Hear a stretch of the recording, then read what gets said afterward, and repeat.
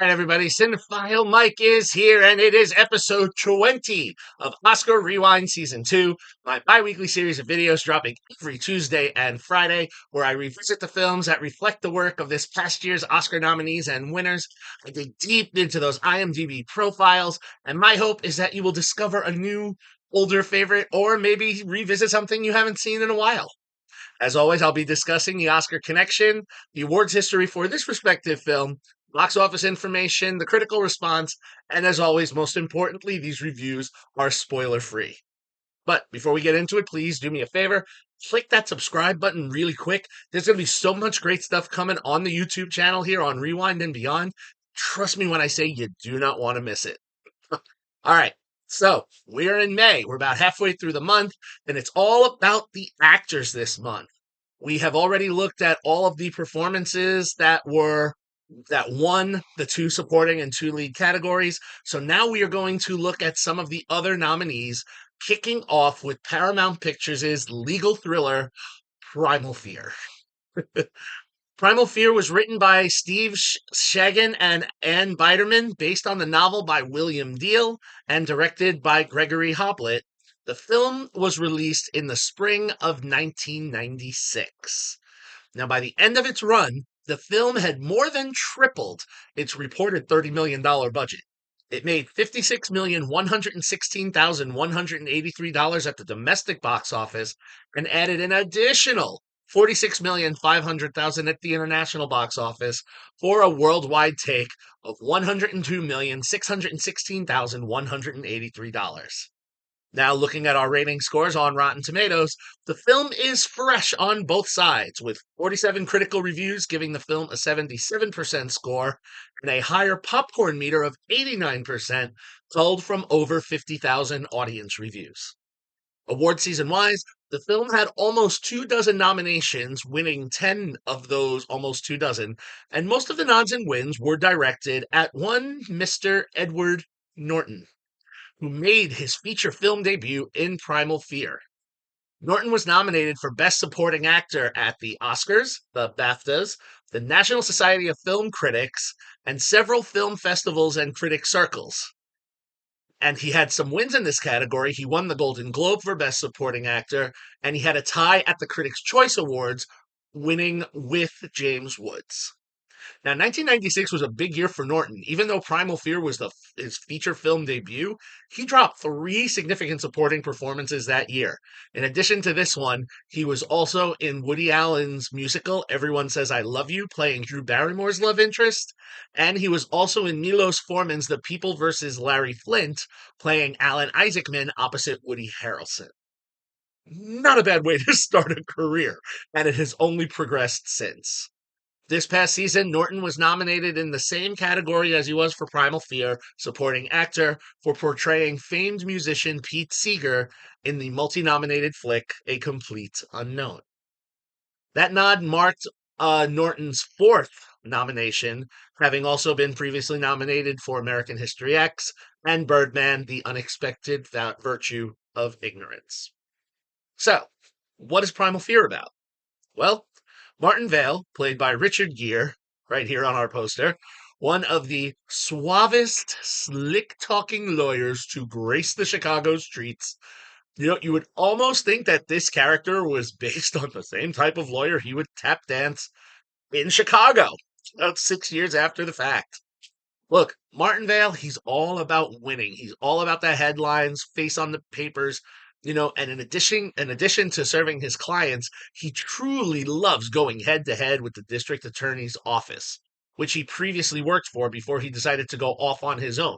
He didn't want to prosecute, he wanted to defend, because that's where, the real excitement was. And now here we are. He's getting ready to take his next high profile case of the so called Butcher Boy of St. Mike's, Aaron Stampler, played by Norton. Stampler is a 19-year-old altar boy from Kentucky here in Chicago who has been arrested for allegedly multiply stabbing and murdering Archbishop Rushman, a well-beloved figure in the very religious community here in Chicago. Now, why did Aaron do this? Well, he says he didn't. He went to return a book to the Archbishop, saw a third person in the room, blacked out, and woke up holding a knife with blood all over him. I mean, he ran, he's picked up, he's scared, he doesn't know what's going on. Vale sees this as a gold mine. I mean, this kid is so innocent, and he will do whatever it takes to win this case. Now, as he begins to do this, he gets on the track, and who does he have to go up against but his ex, prosecutor Janet Venable, played by the always welcome and wonderful Laura Linney. Now, as the case unfolds, other elements come into play, and Vale sees that this case is not so straightforward.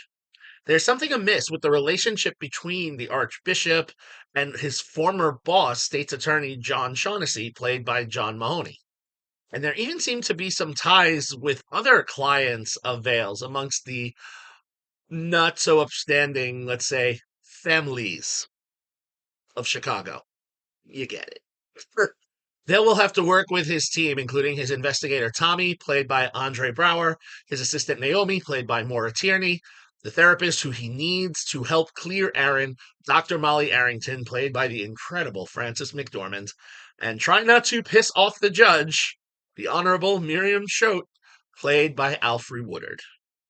Now, as Vale digs deep, he will see often that the scandals, there's some stuff that's been covered up here, and this is going to put him a little bit at face with some of the things that he fears the most.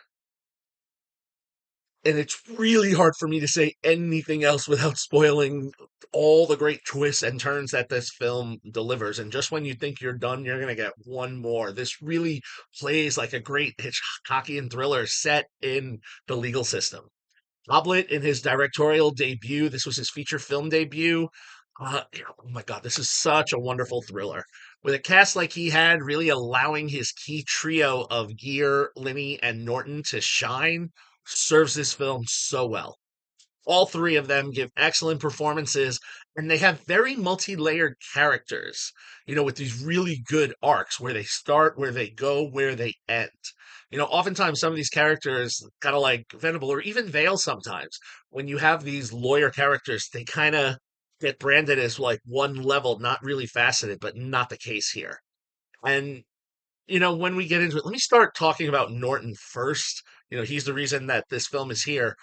This was my first experience. I remember seeing this film in theaters and seeing him and being fascinated by this star-making performance. And he was a strong contender. And I had to go back and look like, why didn't he win the Oscar for this? Because this was an incredible performance. But here's what I'll just say. The Academy didn't want to show him the money the way they did for Cuba Gooding Jr. I mean, that year, him and Jerry Maguire, he was pretty much untouchable in many, many ways. But look, for what he does, Norton really taps into a lot of reserves and gives us a truly fascinating character study that really keeps you wondering who this person is. So this was very much a welcome. And despite what, people say about Edward Norton as a person, you can't deny what he does in this film. Now, Gere and Linney, they have excellent chemistry with one another. And, I mean, separately, they're great, but when they're together, when they're sparring in the courtroom, when they're sparring at the bar, you can't help a little bit but snicker, even though they've got this whole, repressed sexual frustration going back and forth. It's just such an enjoyment. The script gives us just the right amount of information and glimpse into their past, through the conversations that, you root for them outside. Gere's got his, best pretty woman smile on full display. You can tell he is relishing in this character.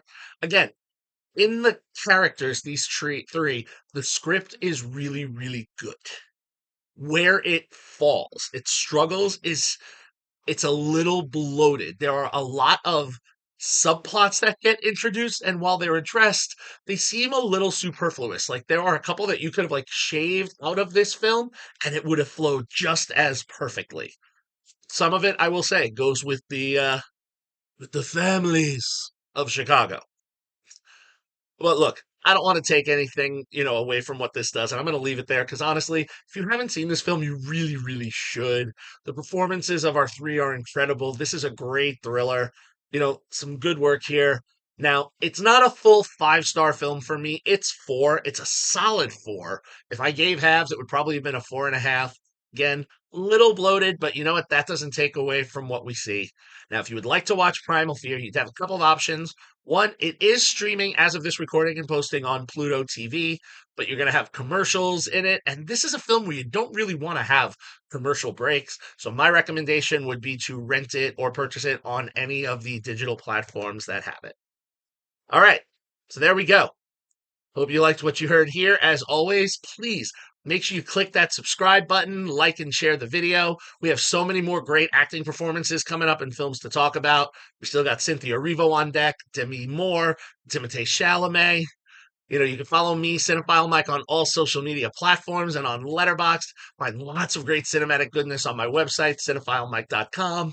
There are reviews of this summer's movies. There's a new feature called Bonus Features with Cinephile Mike, getting to see a lot of these indie films that I'm starting to get asked to look at from overseas, some that are local. So lots of great stuff and a big announcement coming next week that I can't wait to talk about.